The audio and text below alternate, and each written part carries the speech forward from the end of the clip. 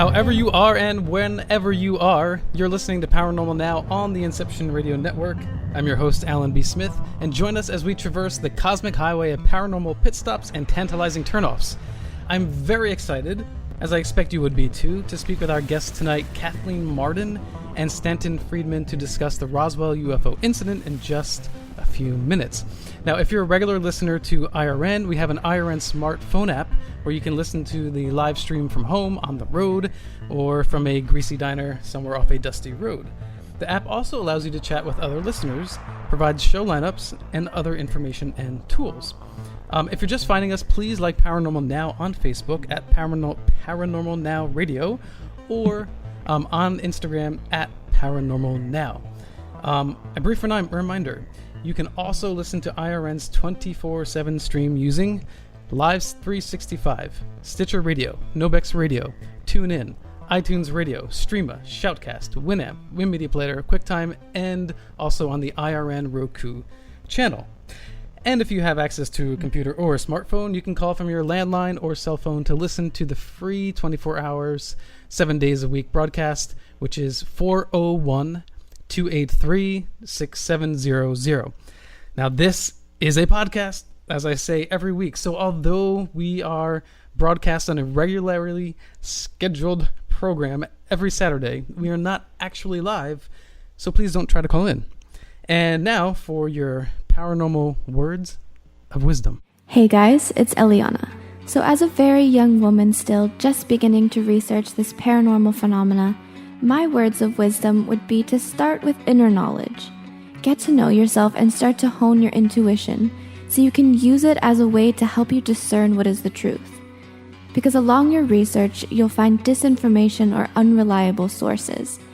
So the thinking mind is absolutely something to be utilized, but it pales in comparison to the inner wisdom of your intuition.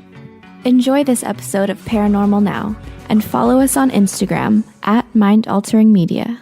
And that was your Paranormal Now Words of Wisdom by Eliana from Mind Altering Media. You can find out more about her on IG at Mind Altering Media, and her website is mindalteringmedia.com. My guests are, first, Kathleen Marden is a leading researcher of contact with non-human intelligence, an author and lecturer. Her educational background in the social sciences has shaped her interest in scientific ufology. Extensive research and investigation into alien abduction has convinced her that some abductions are real. She earned a BA in social work from the University of New Hampshire and participated in graduate studies in education while working as a teacher and education services coordinator. Her scholarship led to acceptance into the Alpha Kappa Delta Sociological Honor Society during her 15 years as an educator. She innovated, designed, and implemented model educational programs. She also held a supervisory position, coordinating, training, and evaluating education staff. Her interest in UFOs dates back to September 20th, 1961, when her aunt, Betty Hill, phoned her childhood home to report that she and Barney had encountered a flying saucer in New Hampshire's White Mountains. A primary witness to the evidence of the UFO encounter and the aftermath, Kathleen has intimate knowledge of the Hills' biographical histories, investigation files, and scientific interest in their sensational experience. Now, this led to a journey of exploration, leaving no stone unturned, to find answers through scholarly work, investigation, and social research. She is recognized as the world's leading expert on the Betty and Barney Hill abduction. She is associated with the Mutual UFO Network as its Director of Experiencer Research and the Edgar Mitchell Foundation for Research into Extraterrestrial Encounters, also known as FREE, as an advisory board member and consultant to its research subcommittee. She was a recipient of MUFON's 2012 Excellence in Ufology Award. She makes it clear that the opinions expressed by her are her own and do not necessarily reflect the views of the organization of which she is a member. Kathleen has written 3 books with nuclear physicist, scientific ufologist Stanton Friedman, Captured the Betty and Barney Hill UFO Experience, Science Was Wrong, and Fact, Fiction, and Flying Saucers, and 1 book, The Alien Abduction Files with Denise Stoner. She is currently working on MUFON's Experiencer Survey, which will hopefully be completed by the end of 2017, which we are very close to. So we'll have to ask Kathleen about that.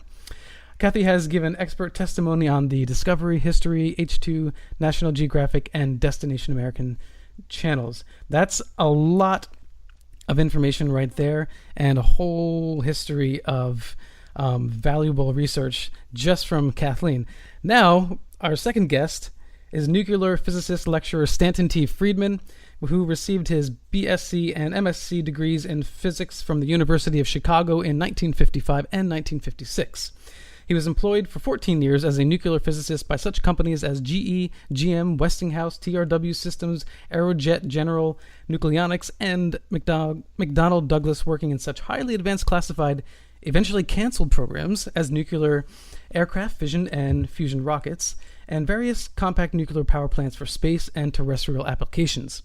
He became interested in UFOs in 1958, and since 1967 has lectured about them more than about 600 colleges and 100 professional groups in 50 U.S. states, 10 Canadian provinces, and 18 other countries, in addition to various nuclear consulting efforts.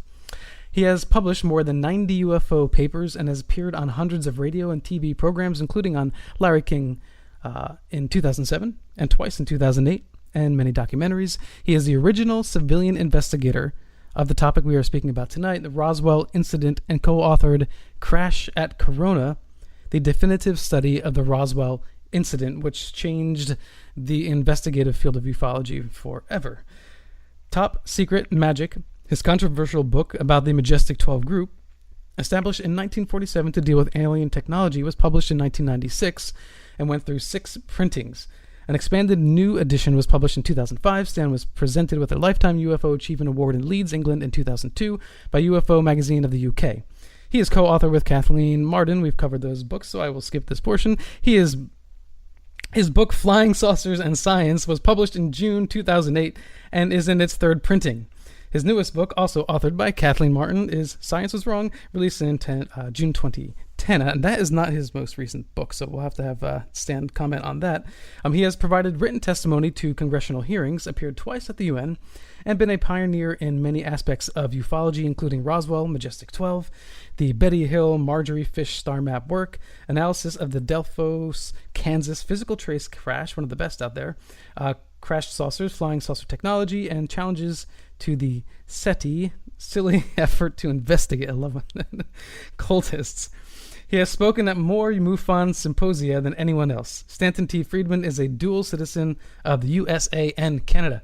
Woo! I got through that. Welcome to the show, Stan and Kathleen. Thank you. Great to be back with you. Oh, welcome back. It's my absolute pleasure. So yeah, if there's anything else that you guys feel like you needed to add in there, please just jump in and fill us in. That's more than you need. I think you've covered it all. All right. And we've got a lot to talk about tonight, of course. So I know we've heard my voice more than usual at the top of the show. However, I'm going to read something here for you. This is something that kind of touches a very nostalgic place in my heart. So just bear with me, and then I'll ask for your feedback after you hear what I have to read here. So this is from an article from some years ago. A cloud of brown dust snakes behind me as I speed down the desolate desert road. A dozen miles ago, I passed the solitary steel mailbox that marks the turnoff for Area 51, for a place that isn't supposed to exist. It's odd that the secret air base occupies whole chapters of aviation history. It was here, in 1955, that the U-2 spy plane first took wing. In the years that followed, its successors, the A-12 and SR-71, and later the stealthy F-117A fighter and B-2 bomber, danced across the same blue steel Nevada sky. Rumors persist of even more amazing aircraft. Secret hangars supposedly concealed the mythical Aurora, a methane-burning replacement for the high-flying SR-71 spy plane. And if you believe that X-Files and J. Edgar Hoover's dress collection exists, there are even crashed UFOs. The engineers patched up and somehow learned how to fly. I'm not searching for hypersonic aircraft or ET's flying machine.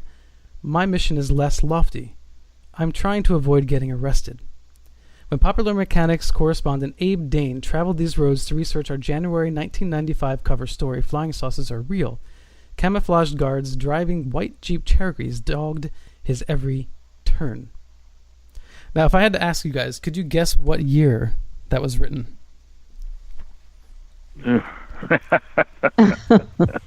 I don't know. No idea. Right, exactly. So that was 1995. So recently, my wife and I were moving, and as we were uncovering things, I found this old Popular Mechanics magazine that I had saved. So, and I read through it, and I thought, anyone could have written this today, and you would be telling the same story. So, I guess my question is, in the past couple of decades, how much more have we learned? Oh boy, that's a toughie. Are you saying about UFOs or about life in the universe? I would say more Area 51 oriented, since we're going to be talking about Corona and Roswell tonight. Well, okay. We've certainly turned up more witnesses to Roswell, but they're dead. I mean, there is a DVD, Recollections of Roswell, which has testimony from 27 first-hand witnesses, all but one of whom are dead. I mean, it happened 70 years ago, so that's not surprising. There have been some changes, though, that are significant. One is the attitude of the world.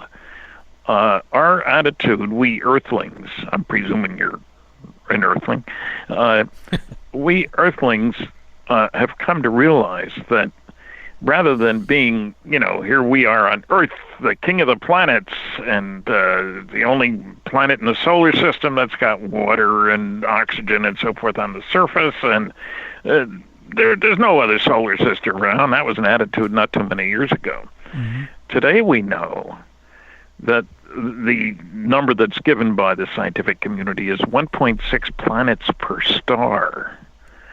So rather than stars, Frank Drake once said there might be as many as 8,000 in the galaxy. Now the number that we talk about is 100 billion. So planets are all over the place. There's 10,000 planets within 100 light years of here. 10,000 stars, and about 16,000 planets. So rather than being the big shots, the unique, the special place, it looks like we're run-of-the-mill as far as I can tell. I hate to say that, we want to be special. But so that there's a different attitude, in other words. And there are very few people who say now that we're alone in the universe, that there's nobody out there. We've also learned a lot about energy production and ways to get from here to there. So there have been changes in our perception of ourselves, of the local neighborhood. Now, we haven't learned a lot about more the classified activity that's been going on about this subject. Not much declassified as far as I can tell. Not in the last umpteen years. So that would be one area I'd like to see more work done on.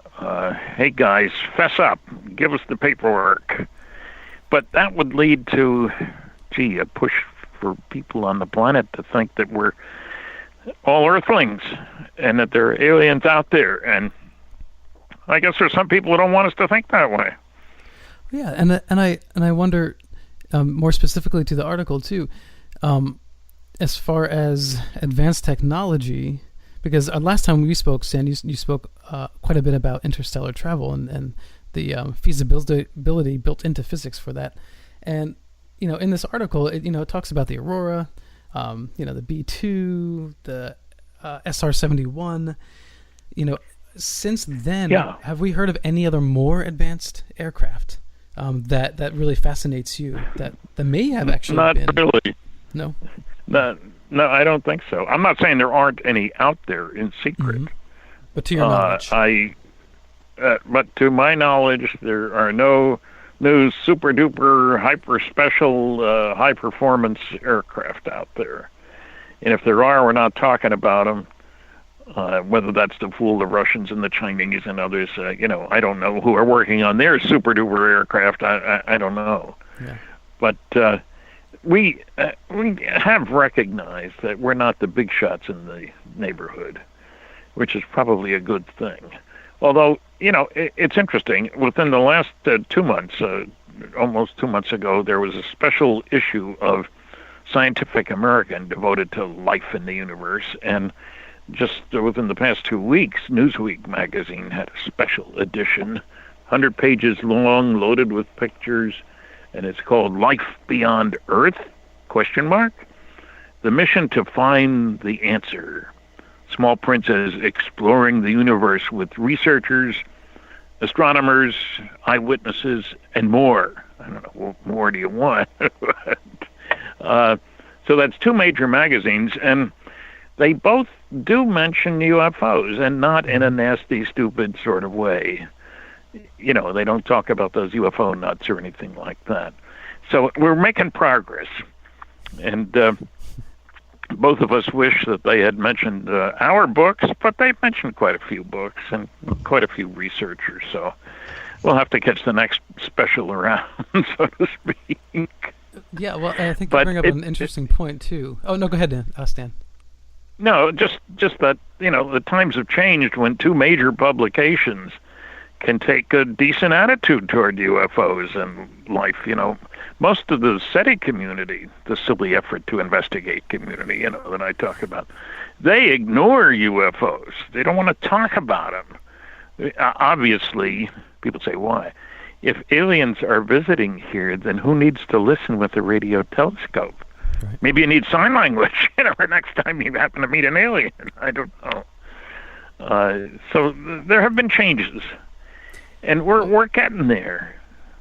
Yeah, and the interesting thing about the research into ufology is that there is a periphery of other fascinating topics that, you know, are associated directly to this study.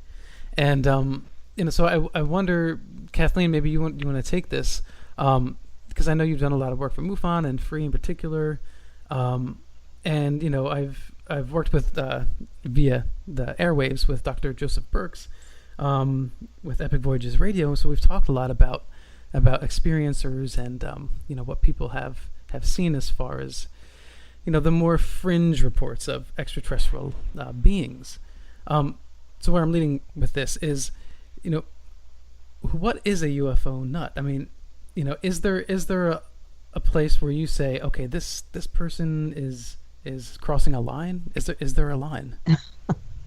I believe that there is. And the reason I say that is that normally when I interview individuals, they tell me the facts. Mm-hmm. They might express their emotional reaction to the experience, but they don't play upon conspiracy theory very much.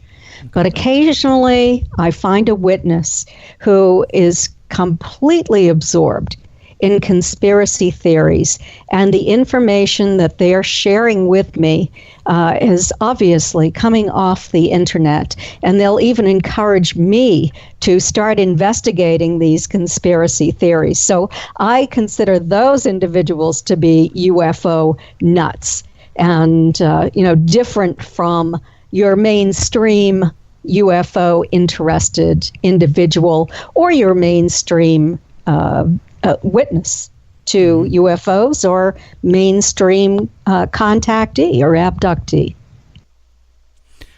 And Stanton, you know, did most of the work earlier on to show the world, like, hey, you know what? There is a way to prove that something's going on here without physical trace evidence, you know, or eyewitness reports. You know, it's in the documentation. The government has ostensibly admitted it. And, you know, that opened up a whole wide field of research that I don't think was, you know, really there before, other than some, you know, well-written books that just, you know, hadn't quite caught fire yet. Do you... Yeah, I'm very pleased that we don't do research by proclamation. We do research by investigation. And there is a difference. And the key word for us is evidence. Stories aren't good enough. We need evidence. Like, I've been to 20 archives, document archives. That's where you get solid stuff. You know, stories are easy to come by. Science fiction has been written for a very long time. But what we want is evidence. And so it's the effort we're trying to push for people is to gather evidence. It's not just testimony. Testimony's part of it. But, in the physical trace cases, we'd like to have measurements made of the characteristics of the soil that's been affected by the saucer that came down in that area. We want analysis of photographs. Not just isn't that a neat picture of a flying saucer, but what can we say when we look at it very carefully from a professional viewpoint? And so it's become fascinating to see the distinction. And there are fewer, I think, of the people who wave their hands, as Kathy says, with conspiracy stuff, and stories that they've heard. I must say I was rather disappointed. I read the proceedings of the last MUFON conference in Las Vegas. It was about the secret space program. And I read the proceedings, all the papers, and what was missing was evidence. There were great stories, but evidence? I mean, I can prove to you, for example, that the National Security Agency, the NSA, or as popularly known as Never Says Anything, or No Such Agency, pick your choice. But we know that they released 156 pages of top-secret Umbra UFO documents. And the only trouble was you could read one sentence per page. And yet I get people telling me, there is no secret material. There's no classified material left about UFOs. You can get anything these days. That's nonsense. I worked under security for 14 years. I will guarantee you that secrets can be kept. There's lots of stuff still classified. Let's face it, we went after the CIA, Citizens Against UFO Secrecy, for their UFO documents, and first they released a few, and then a listing, and then finally we got over 700 pages of secret or confidential CIA UFO documents, heavily redacted. And it took another several years before it could get them to release a bunch of top-secret Umbra UFO documents. They're all blacked out. No cover-up? Well, I'll tell you, I don't know what's underneath that black ink, but scraping it won't do it. There's nothing there to see. Did you try? You get Xerox copies. Well, you get Xerox copies of the originals. They don't send you the originals. I've had people say, well, why don't you just scrape off the black and see what's underneath? Well, there ain't nothing underneath. Not on what we get. So there's a certain mythology about UFOs, which, people choose to believe what they choose to believe, regardless of the evidence. But there is enormous evidence that's led me, and I think Kathy, to believe that some UFOs are extraterrestrial spacecraft, that the government is putting forth a cosmic Watergate, that we're dealing with proof that the Earth is being visited by intelligently controlled extraterrestrial vehicles, and we're dealing with one of the biggest stories of the millennium. I don't say 2 millennia because then people start to argue about religion, and I don't want to get involved in that. Well, right, but and then you can cross over into the ancient aliens discussion, and that's not really where we'll be going tonight.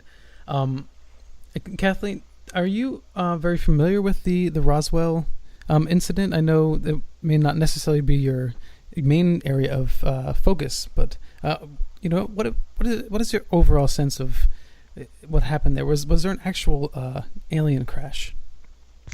I do believe there was, and I think that it's important to place what happened in Roswell within the time frame of what was going on in this country and with our Army Air Force at that time.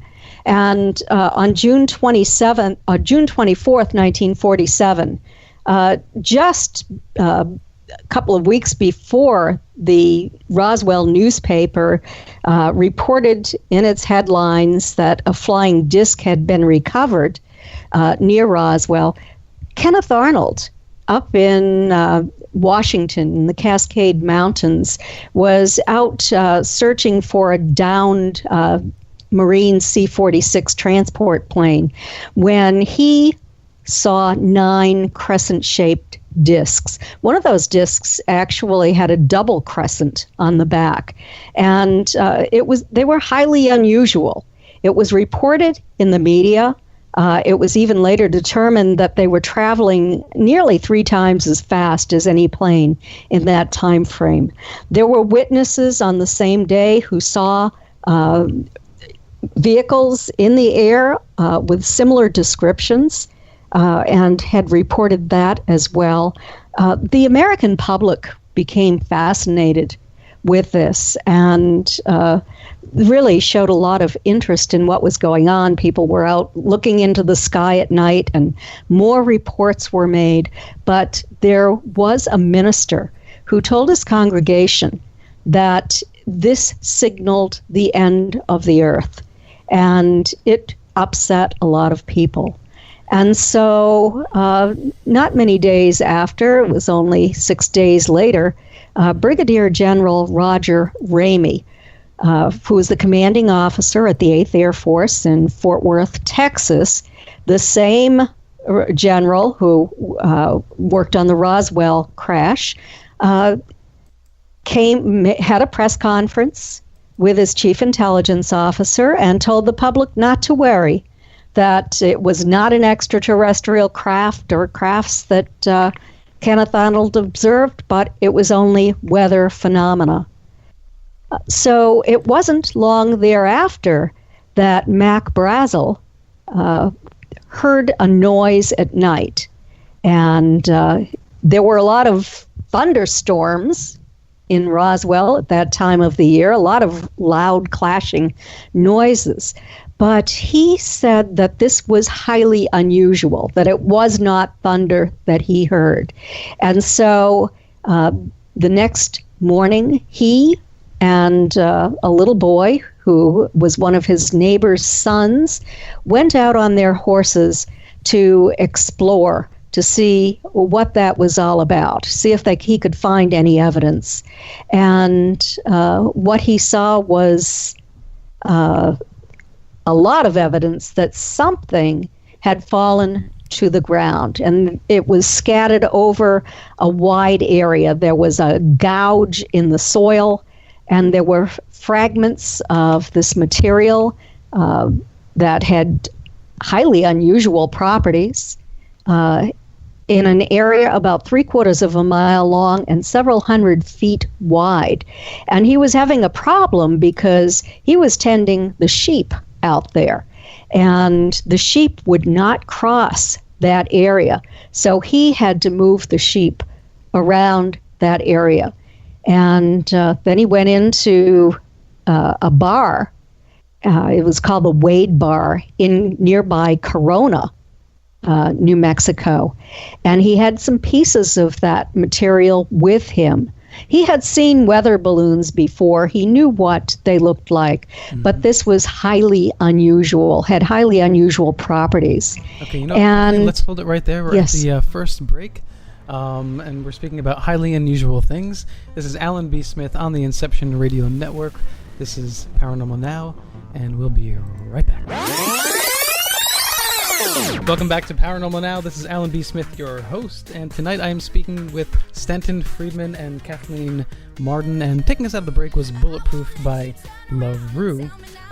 If you're new to listening to Paranormal Now, you can always find me on Instagram. It's at Paranormal Now, or you can go to Facebook at Paranormal Now Radio. Stanton, what website can people find most of your books and works at? www.stantonfriedman.com. Very easy. And Friedman is Friedman. Some people want to reverse the I and the E, so you got to get it right. And for you, Kathleen? It's www.Kathleen with a K -Marden, MARDEN.com. All right, fantastic. So we left it off at finding debris that should have been easily identified if it were a weather balloon. But yes.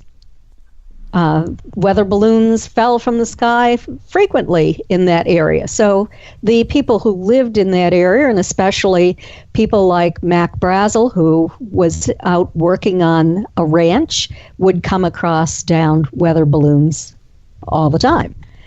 So they worried about the one important thing to the ranchers was some of the cattle and especially the sheep tended to eat anything that was around, and the last thing they wanted was any of their animals eating foil-like material from weather balloons.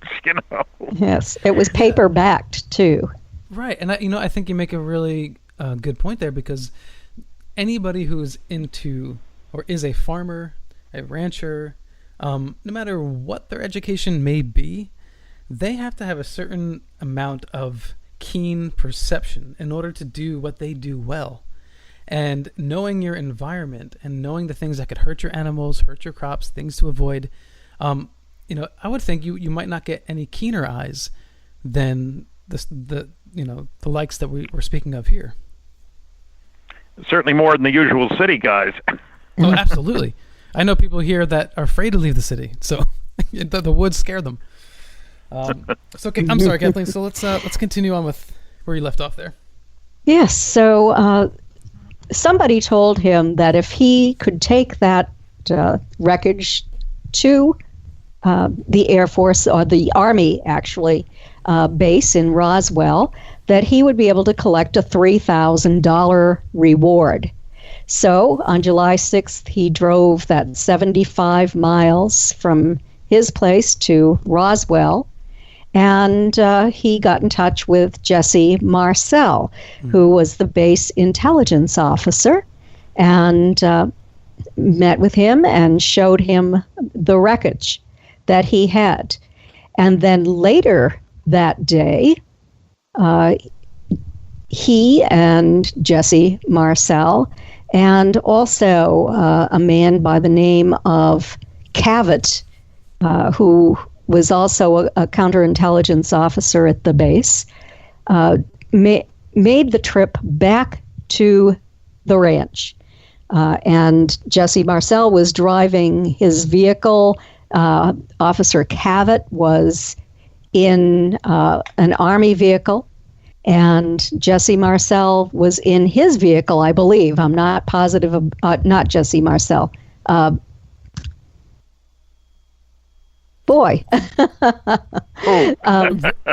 Yes, Mac Brazel. Mac Brazel. Yes. I believe was driving his vehicle, but I'm not positive about that. So they arrived. They followed him out, so yes, he was driving his vehicle. Okay. Thanks, Stan. He knows a lot more about it than I do. He was the original investigator on this, and I have learned what I could from Stan and from reading several books on it. Mm-hmm. And I have written a little bit about it as well in some of our books, but I am by no means an expert. But as the story goes, they went back out to the ranch. The two Army men spent the night in a little shack or house building at the ranch, and then the next day they went out to the area where the debris was. They collected some of this debris. Jesse Marcel filled up his vehicle with it, and he drove it back by his house before he went to the base.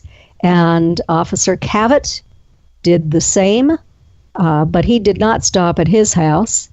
And then Jesse Marcel took some of the remnants into his kitchen, laid it out on the floor in front of his wife and his 11-year-old son.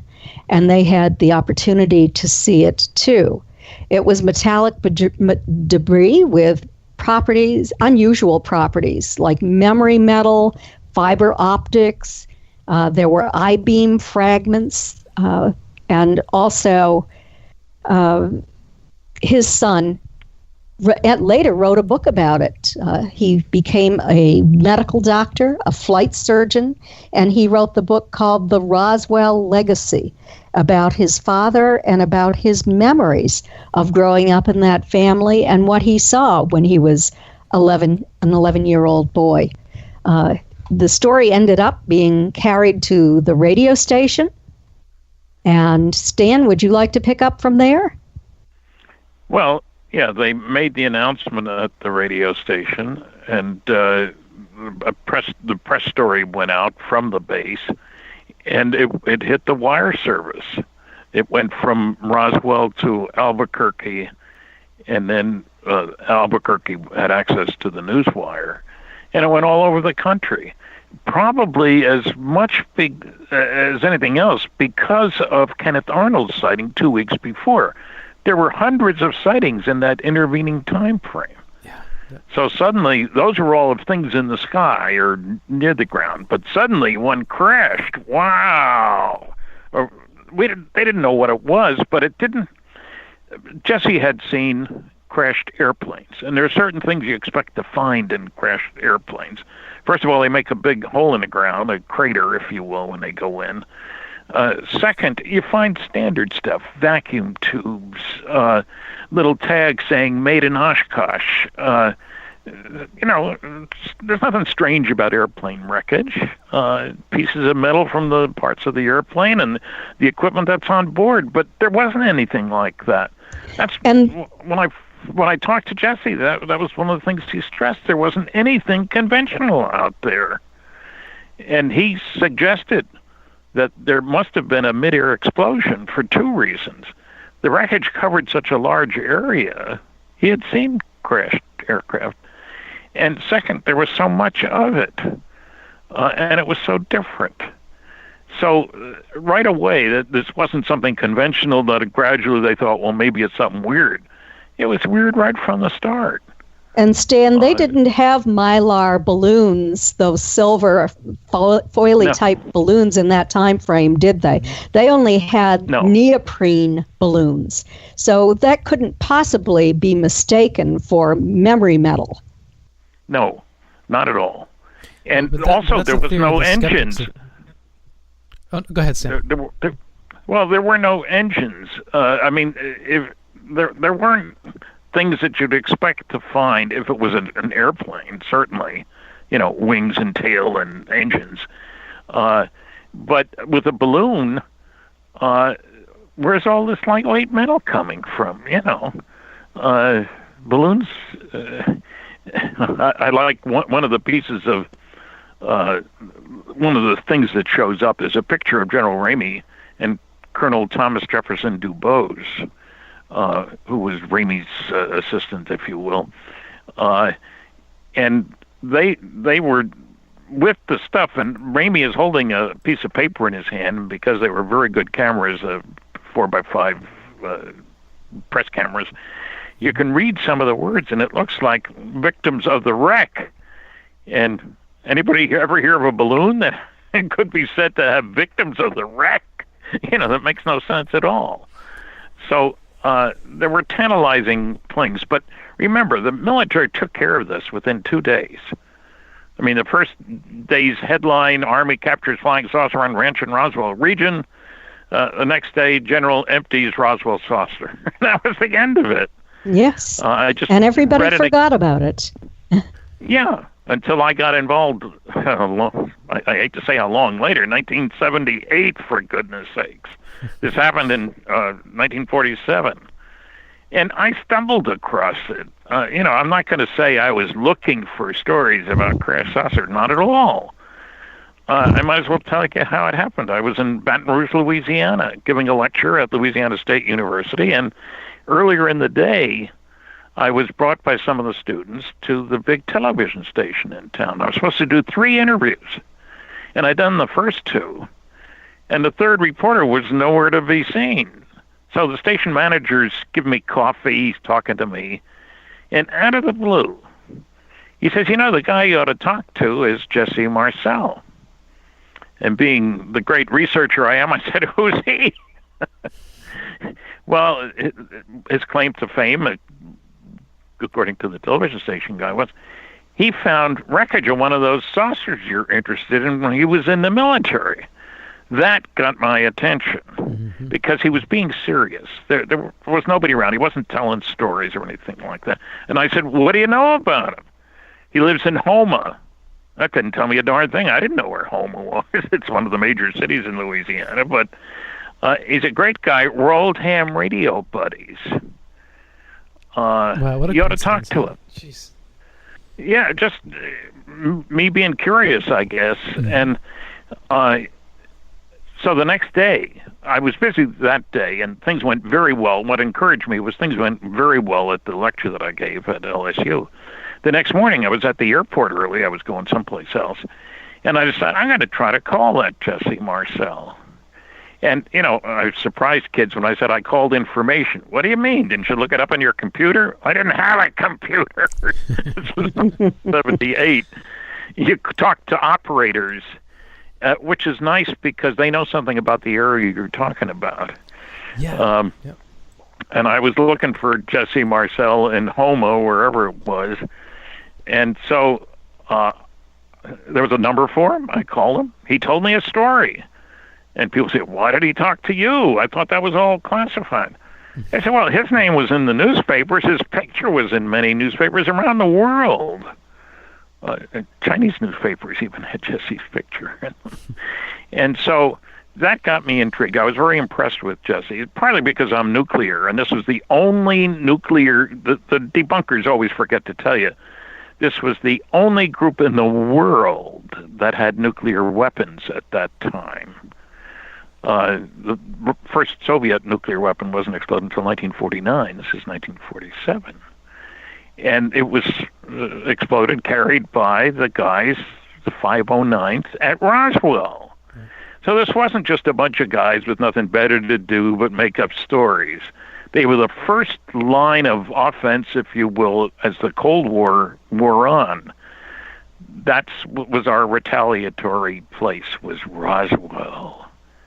The only atomic bombing group in the world. They dropped the bombs in Hiroshima and Nagasaki, and 2 more in Operation Crossroads. So it's very important to realize we're not talking about dinks with nothing better to do. They had their fingers on the button, as they like to say today. And so I really got hooked by Jesse and his story, and I shared the story with Bill Moore, a researcher with whom I had worked before. Within the next year, we found 62 people connected with Roswell. Mm-hmm. And of course, today, none of the original, well, all but one original witness is left. There were a lot of them, but it's 70 years later. Yeah, so we had to make hay while the sun shined. Yeah, it's amazing. And I was speaking to Kevin D. Randall in the last podcast, and we had mentioned the same thing about using telephones, because I grew up through the 80s and 90s, so I remember when you actually could speak to an operator. And sometimes that was actually more efficient than trying to use the internet, because it was a more trusting time. So you could call an area and an operator would say, oh, that's Joe so-and-so down the street. And, you could get information that way. So it was sometimes more efficient. Yeah. Well, it worked, and it kept me busy. And the next year after that, incidentally, after those first 62, we found 30 more witnesses, people who were at the base at the time and so forth. And remember, Roswell Army Airfield, which later became Walker Air Force Base, was a major installation. There were thousands of people who worked there. They had big bombers ready to deliver atomic bombs. Everybody had a security clearance. It's a very special place. Now, I should say something about Roswell. It's in the middle of nowhere. And that's important because that was one of the reasons it was there, is that there weren't a lot of people around. Remember, New Mexico was where the first atomic bomb was exploded at Trinity site. You certainly don't want people nearby then. New Mexico was the place where White Sands Missile Range was firing missiles all over the place. Again, you don't want to have a lot of people around. And you want to be able to keep your eyes open for Russian spies as well.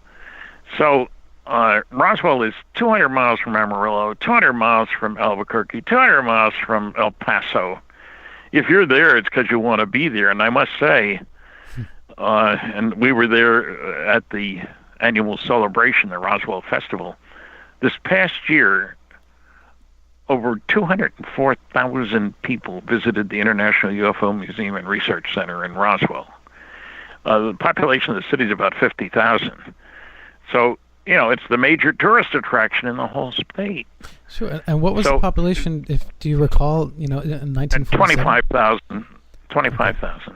That's quite the increase, plus tourism. And that's when the base was open back then. It's no longer open. So it was closed in the military. mid-60s. Well, it was closed for an interesting reason. New Mexico didn't vote for Lyndon Johnson in 1964. So he closed the base and moved it to, of all places, Texas. Can you believe that? Here you got this great airfield. Are you saying that was a political move, Stan? Oh, it was totally a political move. Wow, but who was more political than Lyndon Johnson? It was a great place to have an air base. The German pilots used to come over and fly there too. There are no mountains close by. Mm-hmm. It's at high altitude, at 3,500 feet, the clear skies. And they've got a 13,000-foot runway there, which is very large, believe me. But Lyndon closed it and built new ones in Texas. It's a funny part of the story, really. He was punishing New Mexico for not voting for him, but that was Lyndon's way. But, the story of Roswell, I had an earlier attempt at finding out more. I ran across a witness who had a great case, and he said, you ought to talk to my mom. So I did. Her name was Lydia Sleppy. She was based in Albuquerque, and she did have a good sighting, and she's the first one who told me about, there was a story from their radio affiliate. She worked at a radio station in Albuquerque, their Roswell affiliate. She took the call from somebody in Roswell saying that there'd been a crash of a saucer and the military was carrying it away. Mm-hmm. And when she started to put that out on the wire, it was interrupted, supposedly, and the FBI said, discontinue this story. And she asked the guy down in Roswell, what should I do? Discontinue it. Stop it. When the government spoke, you listened back then. Yeah, I mean, and I guess maybe that explains part of the psychology of not following up on this, because it really is a wonder, because how many times has a newspaper legitimately put on the headline, a UFO crash? I would say since then, maybe never, unless it's, tabloid. Well, there are a few others. There was a crash in Aztec, New Mexico. There's one in... Did that make headlines as well? Did it make headline news? I don't think so. Well, there were stories, but they weren't. They didn't go around the country the way the Roswell story did. Well, they put the kibosh on that very quickly. Yeah, well, and I understand how they've become more efficient since then, but because it was a little bit sloppy in those earlier days, why weren't there people just gnawing at the bit and biting at the bit, just trying, like, wait a minute, how did they backtrack on the story, and where are the bulldog investigators then? Well, until I got involved, Roswell was mentioned, I think, twice in UFO literature between 47 and 78. It just wasn't. There was one guy did a study of the sightings of 1947 UFO sightings and did a whole report on it for NICAP. And there's one paragraph on Roswell, and it dismisses it as a hoax. That was it. So why would anybody else look for it, And besides, who wants to go to Roswell? It's out in the middle of nowhere. Oh, I love going to Roswell. I love New Mexico. That's one of our favorite little vacation getaway. Well, I like it too. I grew up in New Jersey. Of course, I'd like New Mexico. Well, me too. And I'm speaking from New Jersey right now, so I feel you. But yeah, that wide open space, the sunsets, and sunrises, it's so grounding. At least for me, coming from the Northeast here and living in New York and New Jersey. I'll tell you, one time going into Albuquerque, the pilot on the plane said, I'm sorry, folks. The visibility is only 100 miles today. You can't see 10 miles in Jersey. Right. Yeah. Kathleen, for yourself, when did you find out about the Roswell incident and garner your own interest in it? I found out about Roswell when I was a fan of Stanton Friedman and was attending MUFON symposiums. And Stanton spoke at the MUFON symposium about the Roswell crash and his investigation, and showed some of his evidence. And I was immediately enthralled with the idea of this crash that actually happened and was covered up by the government. And one of my favorite stories is what happened when Jesse Marcel took this evidence into General Ramey's office at the 8th Air Force office in Fort Worth. And he said that what he did is he laid the samples that he had taken with him out on Ramey's desk.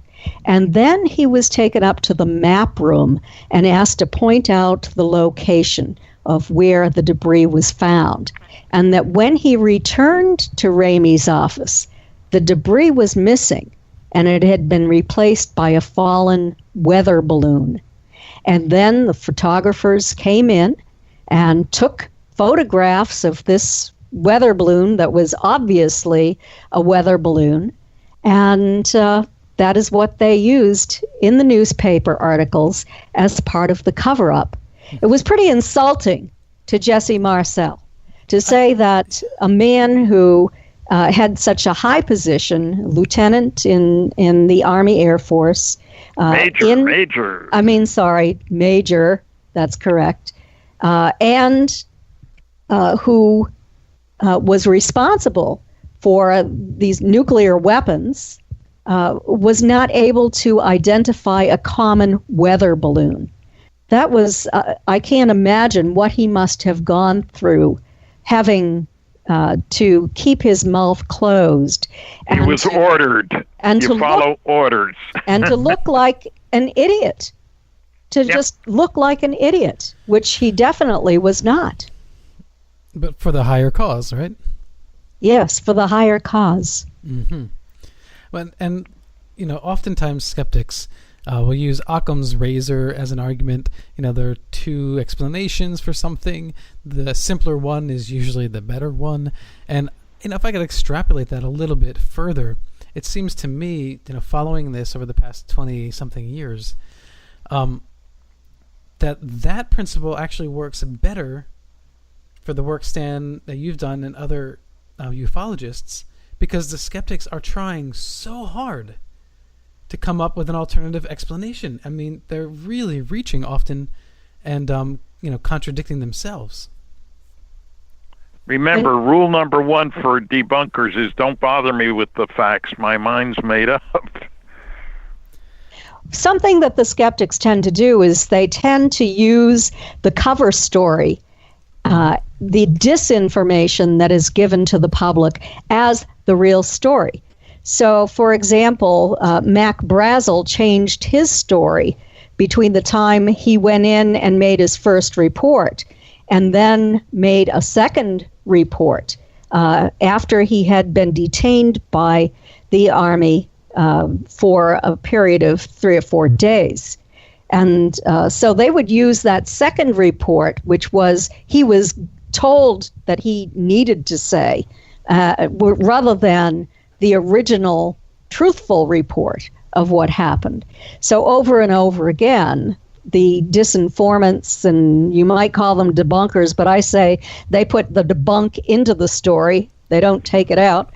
Mm-hmm. And so they tend to do that sort of thing. They will quote the disinformation that has been put out about any case.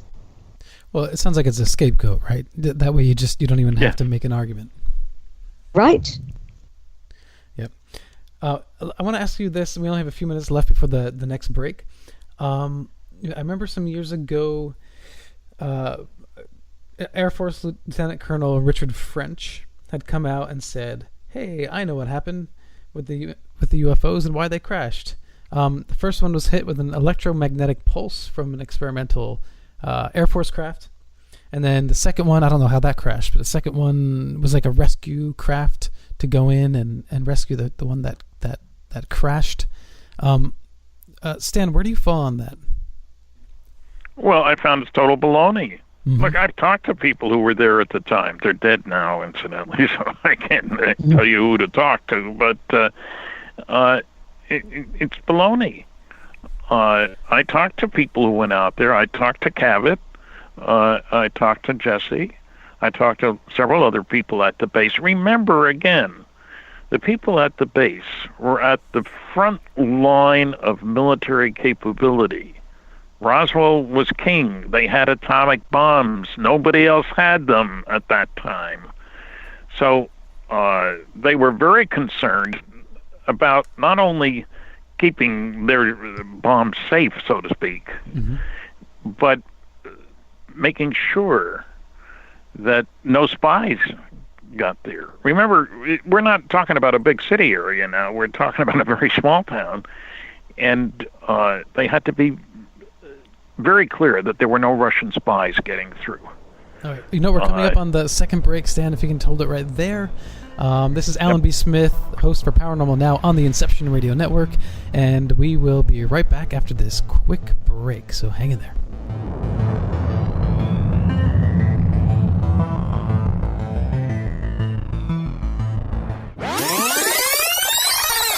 Welcome back to Paranormal Now. This is Alan B. Smith on the Inception Radio Network, and my guests tonight are Stanton Friedman and Kathleen Marden. This is a fascinating conversation. I'm absolutely loving this, and I'm sure you are too, and will continue to do so over the next hour here.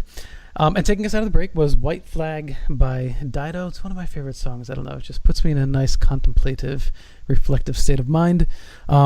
Which leads me into something that actually Stanton had brought up between the break. He wanted to, discuss about what the significance of the Roswell UFO crash was or is. And so, Stan, what's your take on that? Well, the big thing is that we suddenly had proof. This wasn't the first sighting. Kenneth Arnold's, made noises, and we found out there were lots of sightings. Mm-hmm. But when you've got wreckage and bodies, you suddenly realize that you're confronted with something of enormous significance. These guys weren't from around here. The vehicle certainly wasn't.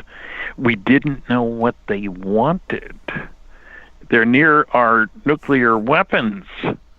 This is scary. What does this mean for mankind? So they had to be extremely careful about what information they let out, because there were some people who knew darn well, that there may be horrible stuff in store for us. This is the first mission of a bunch of bad guys, if you will. Mm-hmm. And it might, we have attracted the attention of somebody else from out there. And this was a nuclear group. The nuclear groups realize that if you want to get to the stars, nuclear is the way to go. Some people think about chemical rockets, and it's pretty darn hard with a chemical rocket to get to the stars. But I worked on fission and fusion propulsion systems, a study of fusion, back in 1962. And certainly in 1947, the atomic bombing group, the 509th at Roswell, was well aware of the enormous change in the amount of energy you have available when you go from chemical to nuclear. To illustrate that, a big bomb in 1944 was a 10-ton blockbuster. It released the energy of 10 tons of dynamite. One bomb took a big B-29 to carry it. Well, the first atomic bomb the next year, 1945, about 16,000 tons of dynamite. And the first H-bomb, first fusion device, 1952, 10 million tons of dynamite. And later, the Russians set one off, Tsar Bomba, 57 million tons of dynamite in one stinking weapon. So it was clear to the military guys that we've got a whole new ball game here.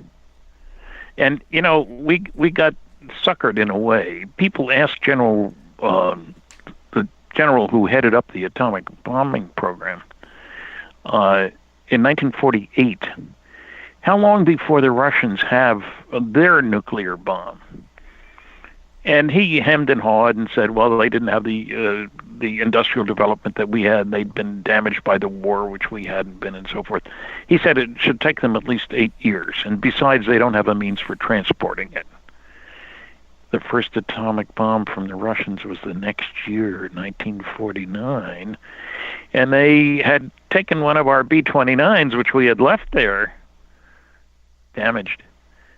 And they built a whole bunch of them, like Chinese copies, if you will. Amazing, yeah. So the change in the situation from, you know, nothing to worry about, folks, it'll be years before, and they can't match us, and so forth. And then suddenly, holy cow, 1949, we didn't even have radar around the United States to let us know when anybody was coming, because the Russians couldn't get here. What was the problem? So there were things going on in the background, but certainly with the Roswell information, and remember there was an Aztec, New Mexico crash in 48, the very next year. Suddenly, there was this whole compartment over here. What are we doing about alien visitors? What do they want? Where are they from? Are they going to work with the Russians or the Chinese? So that was not public discussion. That was on the inner circle. But there were people worried about it, that's for sure. And so that was one of the reasons for keeping secret. You didn't want to scare the heck out of people, and we didn't have answers. So I even to this day... You're going down a rabbit hole, because once you... Even if you think those are legitimate reasons, once you start down the path of a cover-up, then how do you backtrack? You don't. Who wants to admit we've only been lying for 70 years, folks. That puts anybody in power at jeopardy of being taken out of power. Yeah, and I think you're right. If I could say it, metaphysically speaking or sociologically speaking, there's a show, Twin Peaks, and the third season came out this year on Showtime. I don't know if you're familiar with it, but one of the characters on the show is this evil sort of demon type of character or spirit, and people argue on the show whether it's just all allegory or it's fantasy or whatever it is. But in this past season, they showed the origin of this evil spirit, and it was the explosion of the first atomic bomb. And this is where he was born. He was born out of this moment. And it seems to me that it was a commentary on humankind's original sin as a galactic species. And interesting. Yes. Right. That sure, we have our other religious stories for original sin, etc. But as a galactic species, as a interplanetary species, that was our original sin. And then we were on lockdown. I don't know if that's true or not, but it is interesting that it's right around that time when UFO reports really spike. Did you know that when the nuclear bomb was being developed and there were nuclear installations where UFOs were showing up, and the scientists were seeing the UFOs around these nuclear installations. And originally, they speculated that perhaps they were a byproduct of the nuclear process. Huh. So that was interesting to me, that they thought it was this demon that came out of it. Oh my God! Really? I'd not heard that before. Yes. Wow. And that brings me back to a question that I was touching on before we went to the break. Kathleen, what do you think caused the UFO to crash? And is that why that they are more what's the word I'm looking for? I don't know, secretive in their observance of us, more clandestine. Boy, I don't know. I don't even have a speculation on what caused it to crash. I don't know if it had something to do with the weather, if it had something to do with nuclear installations. I really don't have a speculation on that. I only know that there is considerable evidence that something actually did crash there, that there were high security measures at the Foster Ranch where it did crash, that unscheduled flights were made to Roswell from Washington, D.C., from White Sands, from Kirtland in California, and from Fort Bliss. So there was a lot of activity.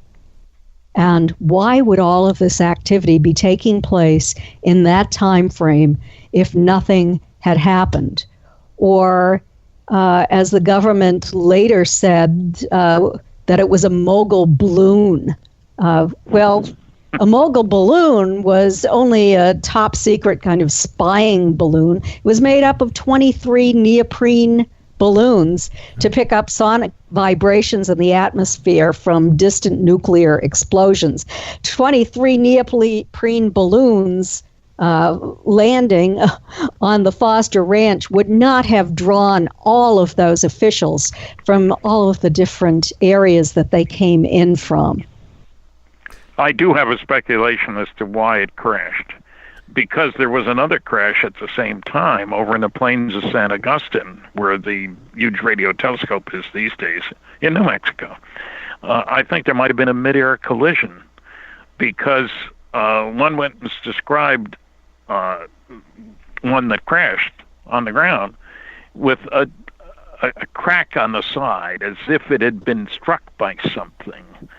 And if you look, that we know that there were rocket tests scheduled for the morning of the crash, and that means the radar was on because we were tracking rockets. And I think we might suggest that if there were two saucers flying together, a pilot and a wingman, we would call it. That's the way we do things. If they turn the radar on or they cross the radar beam, this is out in the middle of nowhere. No signs of civilization around there for miles and miles. That they might have zipped through the beam of the radar. It was a tracking radar. It wasn't going around, round and round to detect something going by. They knew what was going on. There was a rocket was being fired. If they ran into the radar beam, it might have discombobulated, affected the guidance system, the propulsion system. All it would take would be a momentary glitch, and whammo, one hits the other.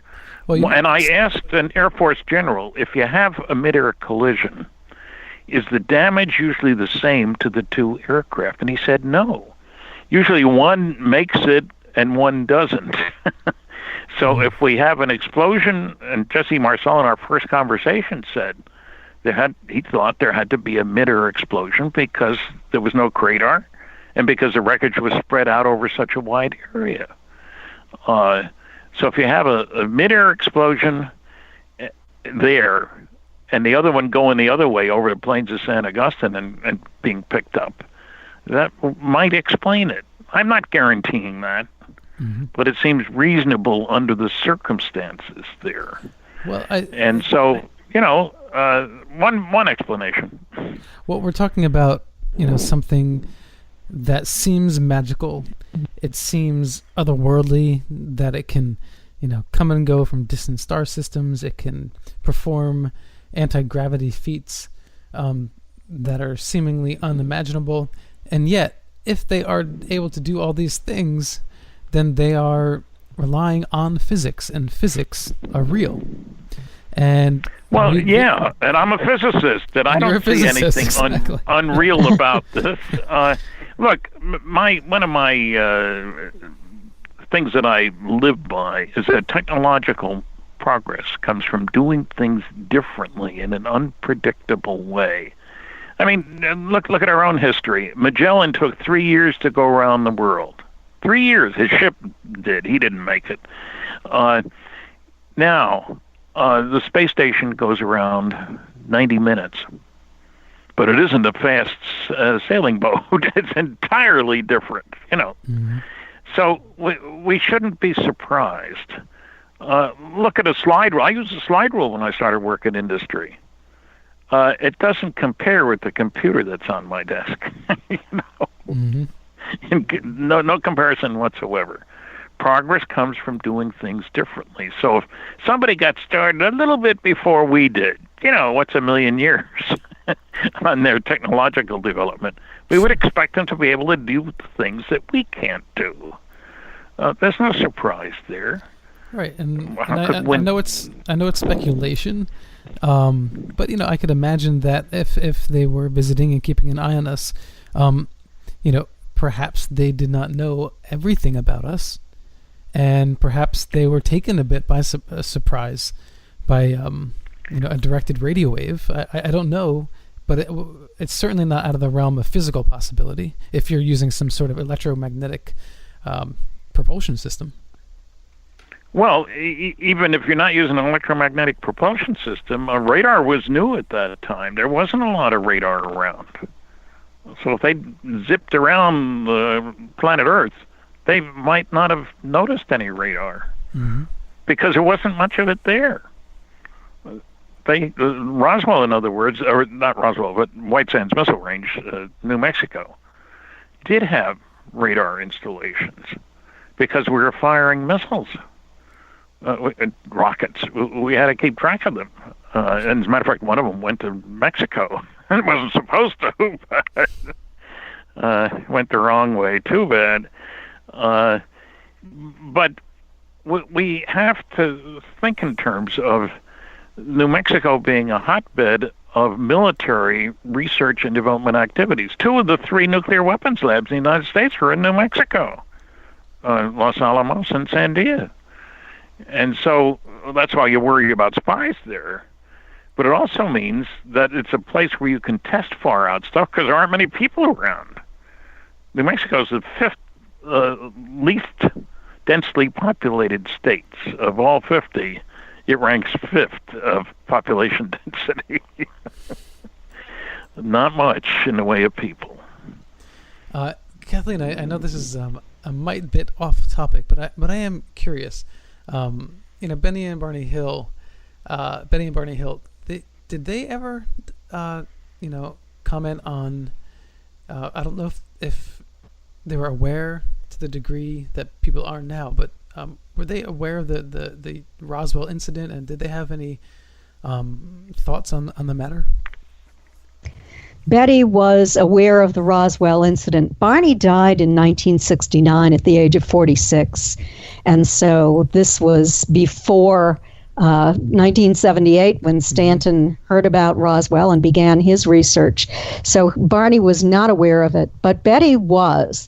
And Betty had a great deal of admiration for Stanton Friedman and followed his work and did believe that Roswell did have a UFO crash.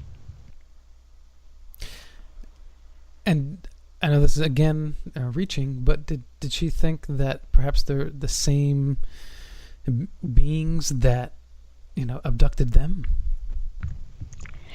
Well, she thought that they might have been, but the original sketches that were done were a little bit different. She didn't remember like any little cups on the ends of the fingers, such as were drawn by the alleged nurse who had examined the bodies and had drawn sketches for Glenn Dennis from the funeral home, the Ballard Funeral Home. So they seemed a little bit different, but they also had similar characteristics. So I think that she believed they were probably from the same family of non-human entities. Kathleen and Stan, do you both believe that there was one UFO crash in Roswell, New Mexico? Well, I think there was one in Corona and one in the plains of San Augustine. Right. Mm-hmm. Yeah, correct. Yes, I think there were two, in other words. And then there was another one in Aztec. There's an excellent book, The Aztec Incident, by Scott and Suzanne Ramsey. Aztec is up in the northwest corner of New Mexico, near the Four Corners area. Mm-hmm. And that was just the next year, but they did a bang-up job on the research. They found witnesses and paperwork and all kinds of goodies. So, where there's one, there's more. And that's why I mentioned the mid-air collision, is that two went down at the same time. So that's one possibility. Especially after the general told me that usually the damage isn't symmetric. That is, one makes it and one doesn't. Well, that describes Roswell. It went over that way. I think I have favored the speculation that one sort of exploded over the Foster Ranch and might have touched the ground, and then like a saucer or a stone skipping across water, it became airborne again and then ended up crashing at the second site. Interesting. Oh. Okay. And either of these, one or two crashes, whatever they are, were there actual alien beings? Yes. Yes. Inside them. Okay. And were I they recently alive, or did they all die? 4 out of 5 were dead, apparently. Mm-hmm. And those were supposed to be in just one craft, correct? Well, yeah, whether there were ones over in the plains of San Augustine where the second crash was, we think so. We're told that there were. But because I heard about them, the bodies out lecturing again, and somebody said, "Did you ever hear anything about a crash saucer in New Mexico?" And I said, "Well, yes, I have. Tell me more." And he told me about his friend Barney Barnett over in the plains of San Augustine. He was a federal officer, and the crash over there, and there were bodies there. He saw them. Kathleen? Nobody talked about them. It didn't make it into the press. Yes.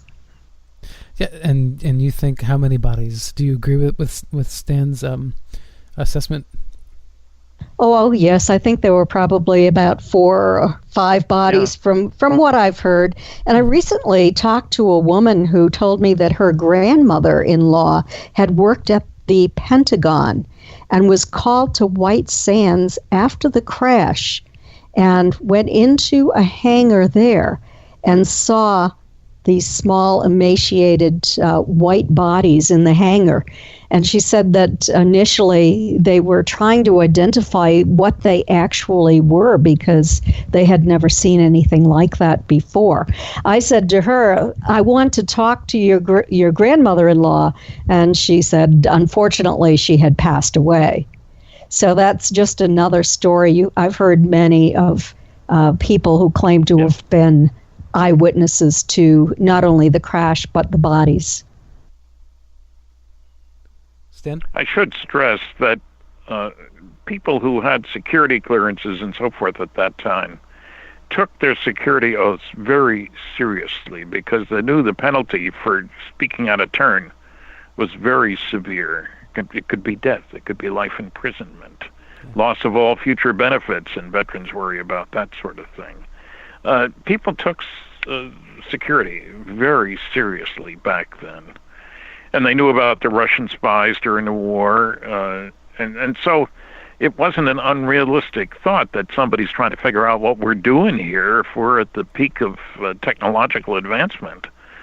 So people today, average Joe Blow, may not think much about security. But back then, believe me, they did think a great deal about security and keeping your mouth shut. Well, with both of you, the amount of research that you've done, you've certainly covered your share of the spook world. And I do wonder, in that time period, because of World War II, were we far more refined in our abilities in international spying, and less refined in our abilities to keep our own secrets from ourselves? Was there a little bit more of a trust factor between fellow U.S. citizens and do you get where I'm going? I don't think so. Okay. I think it was loose lips sink ships. I remember that from World War II. Mm-hmm. There was great stress on keeping you couldn't talk about where your relatives were who were overseas. Mm-hmm. That they didn't want the Germans to know about troop movements, for example. And they were very, one of the things about when they dropped the first atomic bomb, they wanted to make sure nobody knew where they were going to drop it because they were fearful that the Japanese would move American prisoners of war to that city. Go ahead, if they found out which city would be targeted. So, no, I think, and everybody, much more so then than now, everybody had a family relative who was in the military and who would read them the riot act about can't talk about this, can't talk about that. Mm-hmm. And everywhere you turn, there may be spies. It was built into the system at that time, especially after we found out that the Russians had spies mixed up with the nuclear business. Remember, there were two, the Rosenbergs, man and a woman, were executed for being spies. It was big news. Hit home. Oh, yeah, and I mean that was a huge part of our education growing up. I don't know about now, but I remember we specifically spent quite a bit of time on that. And by the time you come out of that lesson, you fear, you know that you're not supposed to, break that sanctity, and there will be consequences. I'm sorry, Kathleen, you're going to say something? And not only that, but I was, let me give an example. I was having a conversation with a man who was a retired Air Force officer, and he gave me some information about the Air Force's knowledge of UFOs. And I said to him, would you please put that in writing for me? And he said no. And I said, will you put it in writing and keep it in a safe deposit box that I will have access to after you pass? And he said no. And I said, why? And he said, it's a matter of honor and a matter of loyalty to my country, he said. Not only that, but to all of the men that I served with and to my family. Those were his words. Mm. And that carries a lot of weight. And I think you did touch on a point, Stan, as well.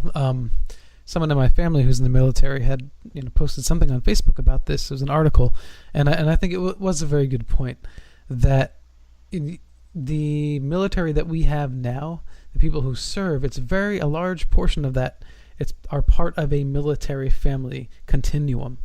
And so you have a large number of the population that are not concerned as in the same way when we go to war, or when we hear about someone spilling secrets. The gravity of that does not weigh on you as much when your father or your brother, or your sister-in-law are involved in combat and action and service to the country.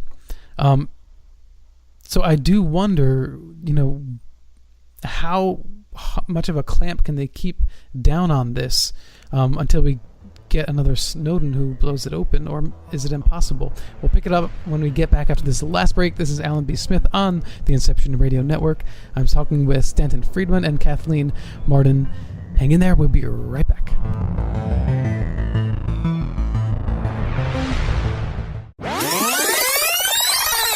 And welcome back to Paranormal Now. This is Alan B. Smith, your host tonight. I have two amazing guests. This conversation has been fascinating, and we've gone down so many paths along the way, starting with Roswell, New Mexico. But again, like we've covered these subjects so many times, it's not just a linear story with any of these topics. There are so many overlapping factors that play a part in, what ostensibly was a cover-up of a UFO crash, and I had, left us, off in the last segment with the thought of our citizens not taking seriously the sanctity of an oath, and being in service to the country because they don't have a direct emotional experience to those who have to put their lives on the line in service of the country. And what are the consequences of that? Do we get more Edward Snowdens? Kathleen, what do you think? Boy, let's defer to Stanton Friedman. Oh, okay. That's because I'm older and I was around during World War II. Now, I think that what you say is true. That is that there are a much smaller segment of the population that's aware of the necessity of keeping secrets and the loose lips sink ships kind of attitude, and also about Russian spies, other spies. I think that in our everyday life, most of us don't have to worry about this.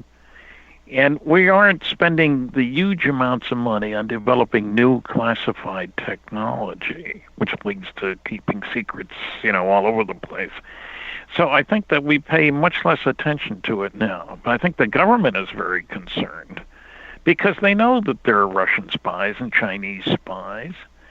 And they know that if our enemies get a hold of the technology we've developed, they may be ahead of us if they have what they have and what we have. Mm-hmm. So it's very important from a serious viewpoint about national security that we not let information out about the newest, the latest, the best developments. And even what we've learned about what they have learned, what we've learned from Russian stuff, you can't put that out in the open. So I think many people just don't even think in terms of national security as something they're concerned with. But the people who have to take it very, very seriously. Well, we have seen in recent days, leaking seems to be commonplace. Well, I don't know about any hotspot military secrets that are being leaked much. Right. It depends upon the type of information that's being leaked.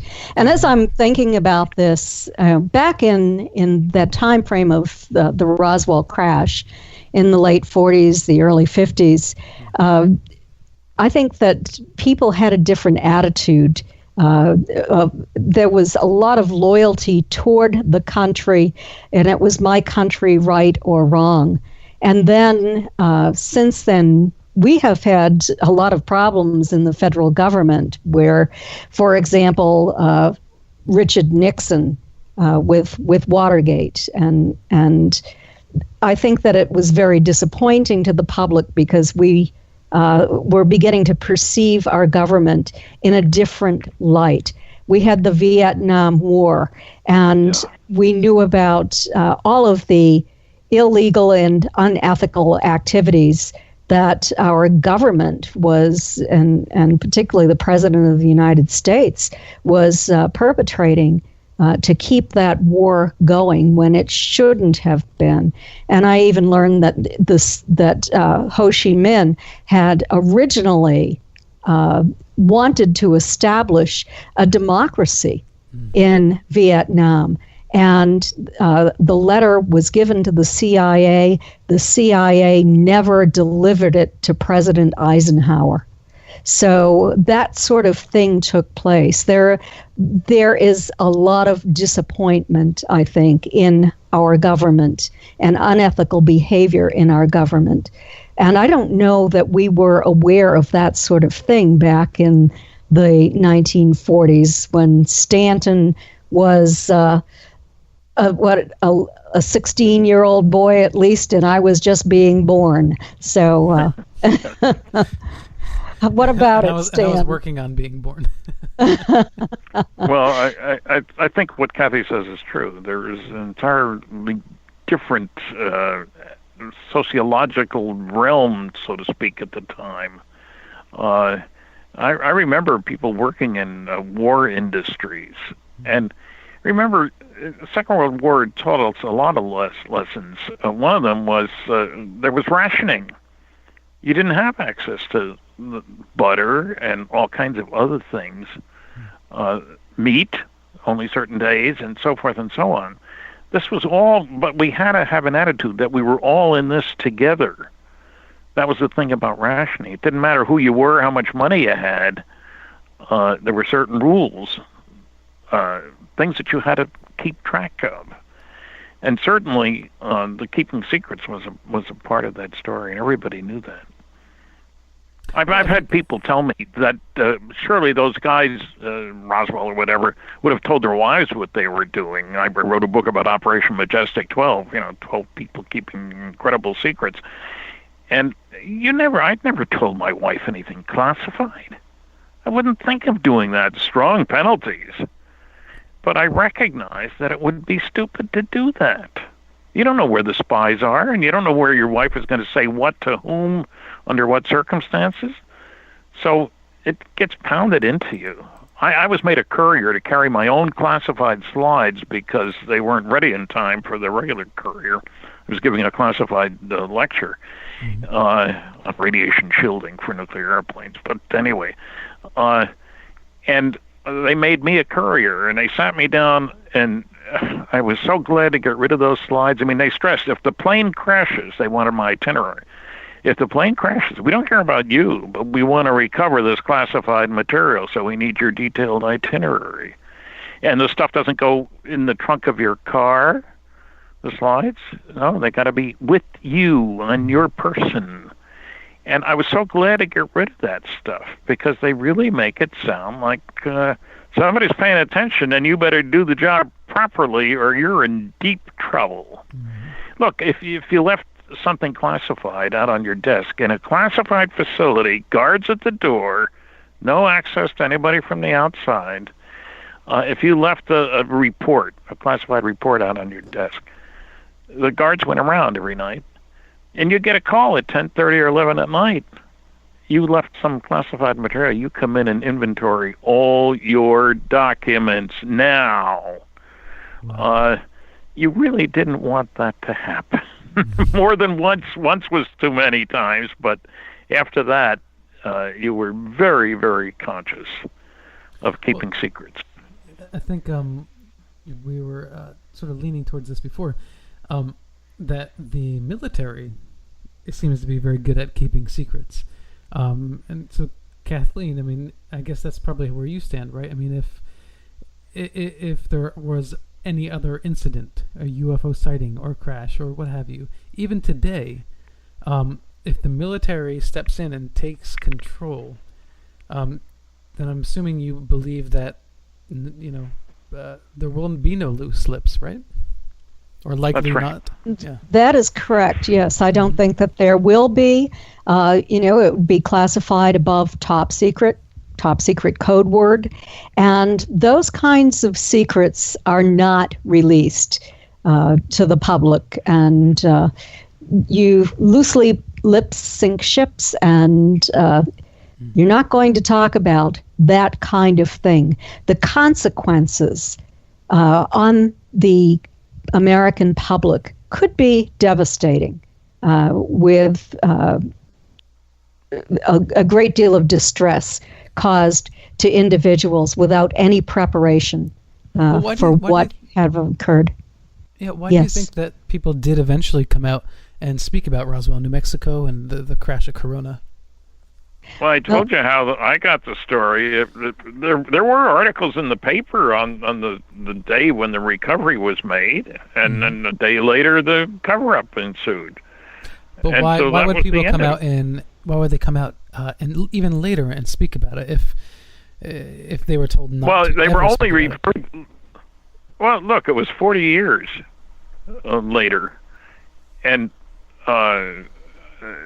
people asked about it.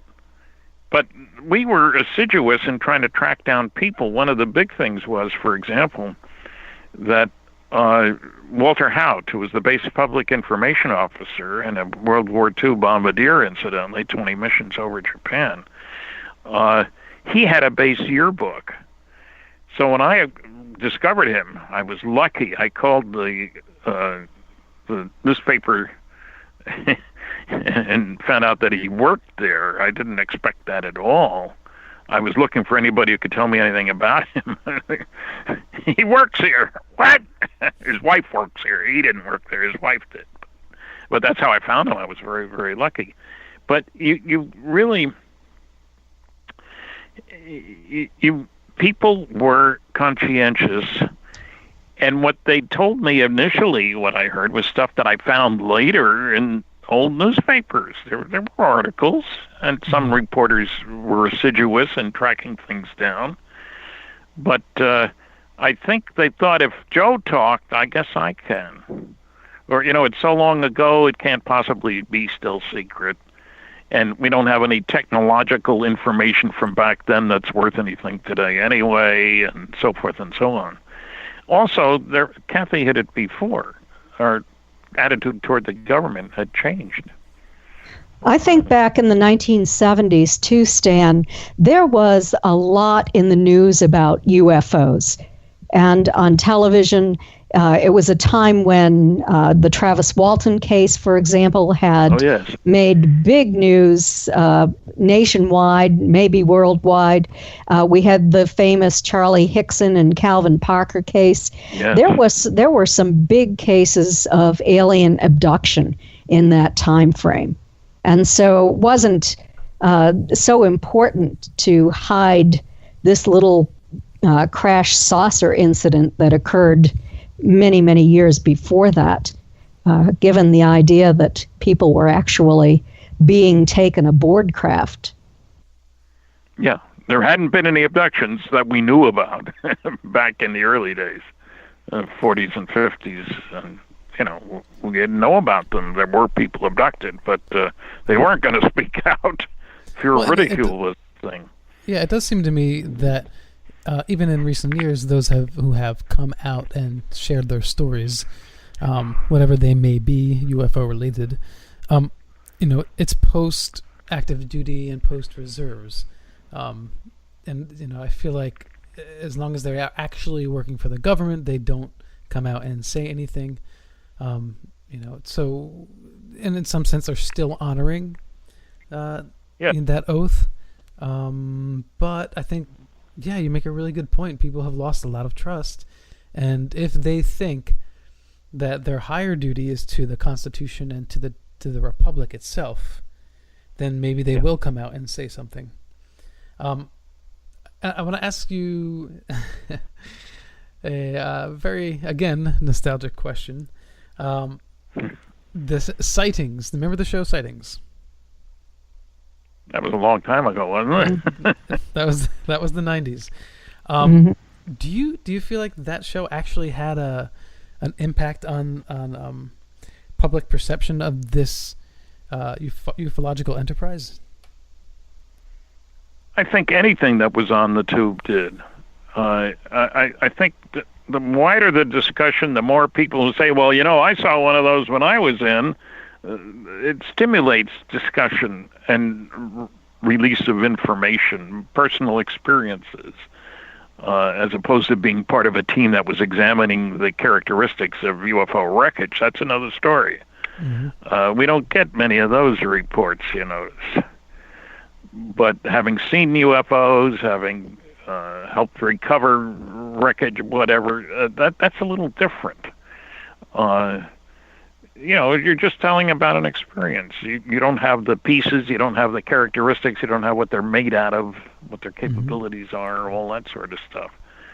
So I think even today, when I check my audiences at the end of a lecture, I ask how many people here believe they've seen what I would consider to be a flying saucer, having defined my terms in the lecture. And I just want you to raise your hand, and I'm not asking for names or anything. And so how many believe they've seen what I would consider to be a flying saucer? Just raise your hand. And I go around pointing and counting at the same time. 1, 2, 3, 4, 5. Typically, it's 10% of the audience. Then I ask, how many of you reported what you saw? 90% of the hands go down. Yeah. I've done this hundreds of times. And if there's still hands when I go through that who did report it, I'll ask, how many of you were in the military at the time? And if there's still hands, you want to tell us about it. Now I put the people on the spot. One guy in front of 1,300 people says, I can't. They told me not to say anything. Another guy said, they took my pictures. Long silence. So I said, I'm sure the audience would like to hear the rest of that story. Well, it turns out he remained seated. I said, I'm not asking your name, give him a microphone. And he was an officer, a pilot, and the plane 20 miles ahead, they were flying across the Pacific, 20 miles ahead, radioed back that saucer heading your way. And they had gun cameras, and they took pictures, and they contacted the base intelligence office. And when they landed, the film got taken, and they got debriefed and told never to say anything. And under those conditions, somebody tells you never to say anything, and you're in the military, you keep your mouth shut. And a little story out of Vietnam. A guy came up to me after a lecture. He said, I'll talk to you later, when I asked, if he'd tell me more. So he comes over, and he was flying a helicopter in Nam. And this sleek vehicle came out, suddenly showed up, circled around them twice. They thought for sure that it was a new Russian vehicle. They were going to be splattered across the countryside. And it took off. So when they landed, he dutifully reported the case. Government wants to know about new technology showing up in the battlefield. And the next day, the commander of the base comes over to him, Lieutenant Jones, you didn't see anything strange yesterday, did you? No, sir. No, I did, and I reported it, he said first. And then the colonel says, you didn't hear me, Lieutenant Jones. You didn't see anything strange yesterday, did you? No, sir. It was very clear what he wanted him to say. And if he wanted to you like flying was another question asked along the way. Yes, sir. You didn't see anything, did you? No, sir. What can I say? Everybody has had these kind of experiences when they talk to a number of former military people. Yeah, well, and the reason I was starting with the show, 20-some years ago, is because when that show came on, though it was creative sometimes in its telling, it really wasn't sensationalism. Fast forward to today, and there is an enormous amount of sensationalism on the topic of UFOs and extraterrestrials. Yeah. Is that trending in the wrong direction, or does it not matter? Well, I don't think it matters, because I think the percentage of people who think that there is other life out there is very high today, and it wasn't 50 years ago. There were many people who thought we were the only ones around. Further thought, well, just that further thought that if there was anybody out there, they can't get here anyway. So, no problem. To me, the decision is based upon how accurate the reports are. Mm-hmm. If it is fiction being presented as fact for the purpose of sensationalizing a story, then I'm very much opposed to that. Yes. But if it is presented as something that is extraordinary and did actually occur, and it's being presented accurately, then I think that that's a very good thing. And the television media is the one media where you're going to reach the largest number of people. There will be millions of people viewing it. Right in front of me, I have the UFO Investigator's Handbook, the practical guide to researching, identifying, and documenting unexpected sightings by Craig Glenday, forward by Stanton Friedman. This book is from '99, and I wonder if you both have ever considered creating your own version of a UFO investigator's handbook, because I know there are a lot of people out there that do want to investigate, and my suspicion is, assuming that people are doing the right thing and they're grounded in data and proper research and approach, that the more people we have investigating, the better for ufology. And so, would you guys ever consider doing a book together, to help bring up another generation of investigators? Well, we've done 3 books together. Yes, and I really think that we should leave that to the Mutual UFO Network.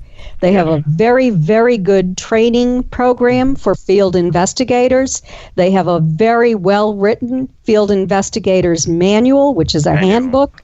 And in fact, I wrote part of that manual. And I think that is the best place for anyone to go to if they want to learn to become a good field investigator. And that's what I did way back in 1991 when I wanted to investigate the Hill case myself, is to become a MUFON field investigator and undergo that training. It was very well worth it. And that's what I would recommend to anybody. Okay, yeah, and I guess they can just go to MUFON.com and then search the site somewhere for that. Yes. They go to my website, they get MUFON's address. Is MUFON's address on your website, Kathleen? I believe that it is. Yeah, because I know mine is. So go to the guys who've been spending a lot of time formatting and arranging things. We can't do it all. And you've done an enormous amount, which is astounding in its own right. And I just imagine if we had tenfold as many, how far along may we be? Pretty far. Yes. And, if we could get more media people getting involved. Mm-hmm.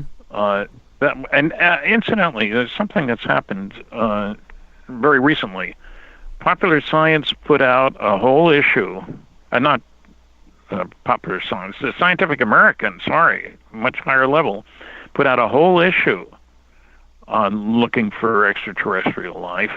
And Newsweek magazine, a special edition, I just got it a week ago, all about life in the universe. It's 100 pages long, and it talks about UFOs in a serious way. And so I'm encouraged by that. I mean, Scientific American and Newsweek are 2 very respectable publications. And they were not, laughing about the subject at all. No, and that's great. That's exactly what we need. To bring us back to the original topic of Roswell, so the craft that was recovered, what happened to that? Where did that go? Well, we think the wreckage went to several places. One would be Wright-Patterson Air Force Base, because that's where the Foreign Technology Division of the Air Force was. I was there many times. I had a contract with them looking at foreign technology, Russian, not alien. But while I was there, I visited Project Blue Book and so forth. I'm sure some of it went to Los Alamos. They had a biology section there. They were very concerned about the effects of radiation on people. So if you're used to handling people, bodies, that's the place you send them. And so there has been plenty of opportunity for very competent people to get heavily involved in ufology on the inside instead of from the outside, the way we are. And some of them will talk, maybe, if we can convince enough of them that the people are entitled to know. And I'm very curious about 2 major publications doing whole issues within a month period. That's who else is going to pick up on that? When's the next one coming out? And I'll bet they sold well too. So that's always an encouragement to a magazine to put out something. Yeah, I'm not dismissing it at all, but I think you're right. Every once in a while, I do see mainstream does put something out because I think it sells papers. It attracts viewers on occasion. Kathleen, so the craft that was recovered, what do you think happened with that technology? I do believe that we did attempt to back engineer some of that technology, and that it took many, many years because, and I asked Bob Wood, Dr. Bob Wood, about that, who at one time was Stan's boss. And what he told me is that you have to be fairly close in terms of development to the point where that craft was, if you're going to be able to back engineer it. So maybe we were close to the development of, for example, night vision goggles, and that might have been something that came from that craft. There are other things such as fiber optics that perhaps might have been developed as a result of that. And I'm speculating here. I don't have evidence well, that I can give you leads me one to that. example. I can give you one example. I was reading I used to do a weekly science commentary about new developments. I read a lot of scientific literature, and there was one about the development of new and better permanent magnets, neodymium iron boron. And it mentioned in the article about these new ones that the original work on samarium cobalt, which were the leading permanent magnets way back in the 40s, that the work was done at Wright-Patterson Air Force Base. And so I think, as it turns out, the pieces would have been sent to labs, and you'd figure out what the heck is this stuff, and somebody would have said, well, I don't know where this is coming from or what it relates to, but it's samarium and cobalt. Why would you put those two together? And, well, that's not your problem. We'll go to somebody else. And you measure the properties. And the guy comes back and said, I got the highest magnetic field from any material I've ever tested. Make a great permanent magnet. Okay, then you go to somebody else. How do you put together samarium and cobalt so that they make a sensible material? Well, when I was reading this article, the original work was done at Wright-Patterson Air Force Base. That's where the wreckage would have been brought. So I think there's a slight example of where you grab a ball and run with it. Here's something different. Let's see what we can do. Oh, we can make that. Now, you can't go into your local Five and Dime and buy samarium and cobalt, but at least appropriate people would have been able to follow up on that.